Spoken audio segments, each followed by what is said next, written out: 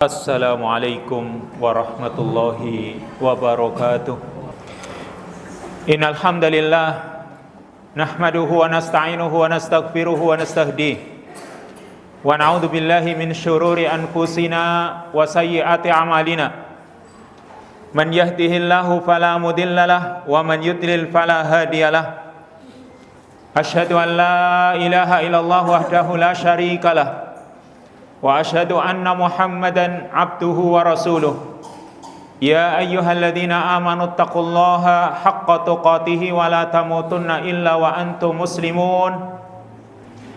Ya ayyuhan nasu taqu rabbakumul ladzi khalaqakum min nafsin wahidah wa khalaqa minha zawjaha wa batha minhuma rijalan katsiran wa nisaa'a wattaqullaha alladzi tasaaluna bihi wal arham innallaha kana 'alaikum raqiba.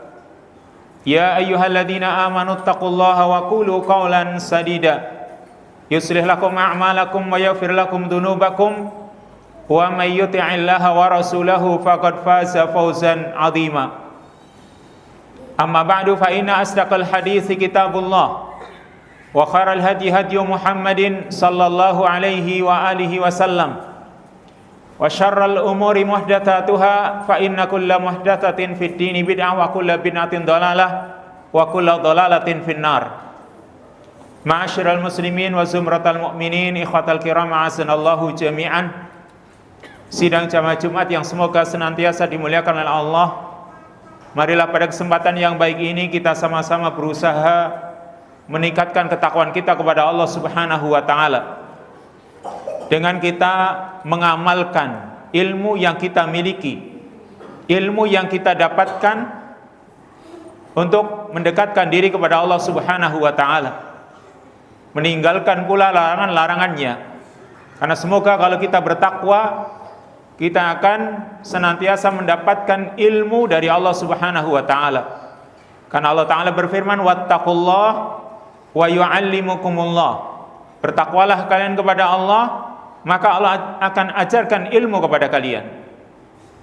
Sidang jamaah Jumat yang dimuliakan oleh Allah, di antara adab yang sangat penting dalam kehidupan sehari-hari ketika kita bersosial atau bermasyarakat, ketika kita bermuamalah dengan sama manusia, ada adab yang penting dan itu sangat ditekankan dalam syariat Islam, yaitu sikap tabayyun atau tasabbut.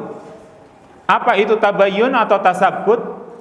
Yaitu orang itu memeriksa, meneliti berita-berita yang didapatkan, apakah benar atau tidak. Kemudian tidak tergesa-gesa untuk menyampaikannya kepada orang lain. Karena banyak kita jumpai di masyarakat, orang itu begitu menerima berita langsung disampaikan kepada orang lain tanpa mengetahui sumbernya dari mana, dan juga tanpa mengetahui apakah berita itu benar atau salah, serta apa motif orang itu menyampaikan berita itu juga orang tidak mengetahui. Tapi kadang orang menyampaikan begitu saja, tidak peduli akan hal itu. Apalagi di zaman sekarang, ketika perkembangan teknologi begitu cepat, adanya sistem AI atau kecerdasan buatan, di mana orang itu mudah membuat berita-berita yang palsu, baik dalam bentuk gambar atau audio atau video, dan tersebar begitu saja. Lalu orang menganggap ini suatu kebenaran, padahal itu adalah yang namanya manusia punya kecerdasan sehingga mereka membuat baik itu berita atau peristiwa atau kejadian atau apapun. Lalu bagaimana sikap seorang muslim? Seorang muslim ketika menghadapi berita, peristiwa, maka tidak begitu saja langsung disebarluaskan, tapi dia harus teliti dulu kebenarannya, apakah benar atau salah. Lalu orang harus mempertimbangkan apa maslahat dan madaratnya ketika dia sampaikan berita itu. Jangan sampai orang itu ketika mendapatkan berita dengan alasan, dengan semboyan, pokoknya sebarkan nanti dapat pahala, sebarkan nanti dapat pahala, maka ini berbahaya. Perhatikan 3 ayat yang Allah Subhanahu wa taala sebutkan di dalam Al-Qur'anul Karim. Yang pertama dalam surat Al-Hujurat ayat yang kelima. Itu Allah Ta'ala berfirman, ya ayyuhalladzina amanu in ja'akum fasiqum binaba'in fatabayyanu an tusibu qauman bijahalatin fatusbihu ala ma fa'altum nadimin. Yang artinya, ya ayyuhalladzina amanu, hai orang-orang yang beriman, in ja'akum fasiqum binaba'in, jika datang kepada kalian seorang yang fasik dengan membawa suatu berita, fatabayyanu, maka telitilah kebenaran berita itu. Kenapa antusibu qauman bijahalah? Karena dikhawatirkan kalian akan menimpakan sesuatu kepada orang lain bijahalatin, karena ketidaktahuan. Fatusbihu ala ma fa'altum nadimin, lalu kalian pun menyesal karena sebab apa yang telah kalian lakukan tanpa meneliti kebenaran berita tersebut. Ini ayat yang pertama. Karena itu akan membuat kita menyesal kalau kita itu belum meneliti kebenarannya kemudian menghukumi dengan suatu. Lalu ayat yang kedua, di dalam surat An-Nisa ayat yang ke-94, Allah Ta'ala berfirman, ya ayyuhalladzina amanu idza darabtum fi sabilillahi fatabayyanu. Hai orang-orang yang beriman, jika kalian bepergian dalam rangka berperang, berjihad di jalan Allah, fatabayyanu, maka telitilah. Apa maksudnya? Allah Subhanahu wa taala perintahkan di sini kepada kaum muslimin ketika hendak berjihad. Mereka disuruh meneliti siapa musuh yang dihadapi. Apakah mereka itu benar-benar muslim atau kafir? Kalau masih ragu apakah mereka muslim atau kafir, maka tinggalkan sampai mereka itu benar-benar dinyatakan kafir. Kalau kafir dan kafirnya kafir harbi yang memerangi kaum muslimin, maka silahkan perangi mereka. Tapi kalau tidak, Allah Subhanahu wa taala melarangnya. Karena harus diteliti terlebih dahulu sebelum orang itu melakukan jihad. Lalu ayat yang ketiga juga surat An-Nisa ayat yang ke-83. Allah Ta'ala berfirman, wa idza ja'ahum amrum minal amni awil khaufi ada'u bih walau radduhu ila rasuli wa ila ulil amri minhum la'alimahu alladhina yastambitunahu minhum walau la fadlullahi alaikum wa rahmatuhu lattaba'tumus syaitana illa qalila.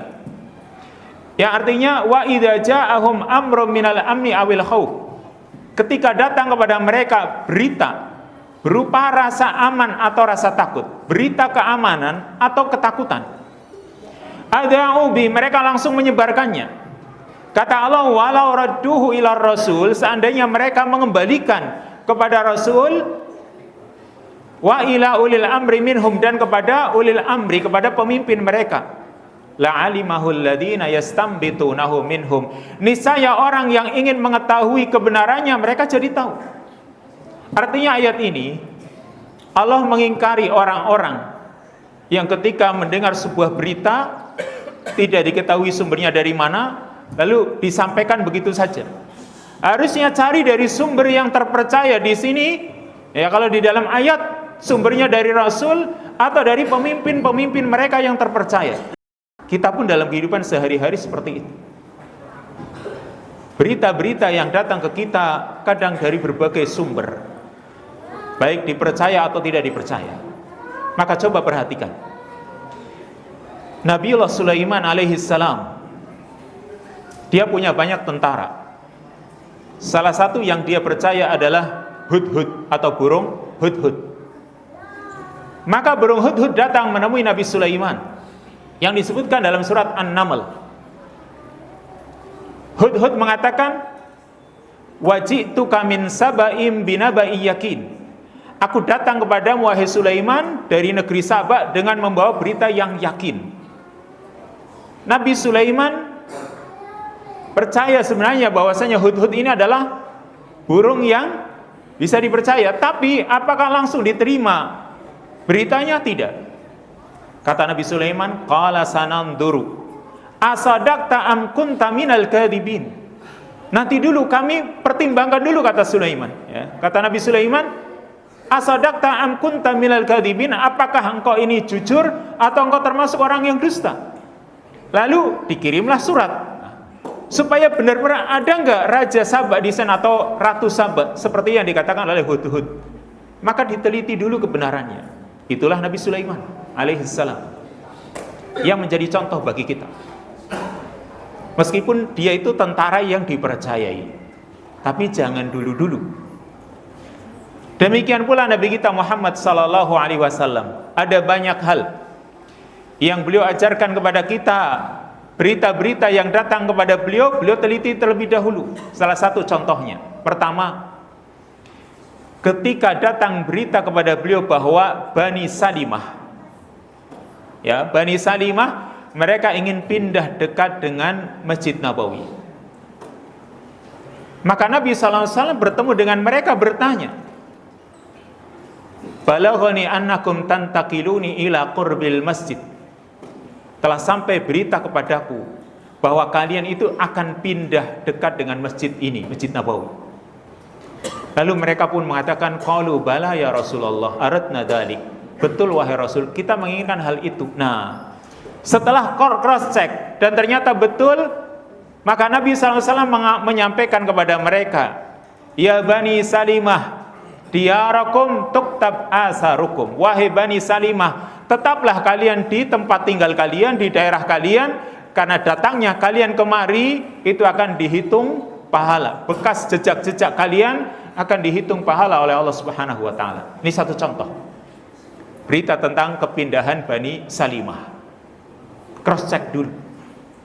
Atau contoh yang kedua, ketika sahabat Abdullah bin Amr bin As, itu dia mengatakan, la asumannan nahar wala akumannal lail ma'istu. Sungguh aku akan puasa setiap hari sepanjang siang, dan aku akan qiyamul lail sepanjang malam selagi aku masih hidup. Rasul ketika mendengar berita ini, beliau temui Abdullah bin Amr bin As. Aqul talladhi dzalik, apakah kamu yang mengatakan kalimat itu? Maka kata Abdullah bin Amr bin As, bala ya Rasulullah qad qultuhu. Betul wahai Rasul, aku telah katakan. Lalu Rasul SAW berikan nasihat kepadanya bahwa dia tidak akan mungkin mampu untuk berpuasa sepanjang hari dan juga melakukan qiyamul lail sepanjang malam. Contoh yang ketiga, ketika Rasulullah SAW hendak melakukan peperangan dalam Fathu Makkah, maka beliau mendapatkan wahyu dari Allah Subhanahu wa taala bahwa ada seorang sahabat namanya Hatib bin Abi Balta'ah.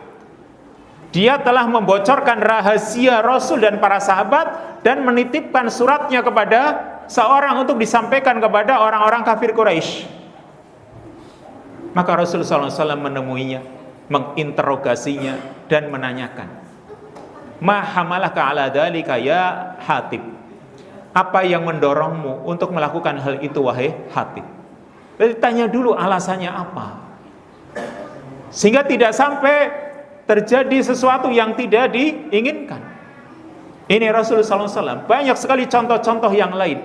Intinya seorang muslim ketika mendengar berita sebuah kejadian, maka teliti dulu kebenarannya. Kemudian kalau ingin menyampaikan, apa ada maslahat dan madaratnya apa, pertimbangkan terlebih dahulu. Karena Allah Subhanahu wa taala berfirman dalam surat Al-Isra, wala taqfu ma laysa laka bihi ilm innas sam'a wal basara wal fuad kullu ulaika kana anhu mas'ula. Jangan kamu ikuti sesuatu yang tidak kamu ketahui ilmunya. Sesuatu yang tidak kamu ketahui jangan kamu ikuti. Karena sesungguhnya pendengaran, penglihatan dan hati akan dimintai pertanggungjawaban di sisi Allah Subhanahu wa taala. Barakallahu li wa lakum fil Qur'anil azim wa nafa'ani wa iyyakum bima fihi minal ayati wa dzikril hakim wa taqabbal minni tilawatahu innahu huwas samiul alim.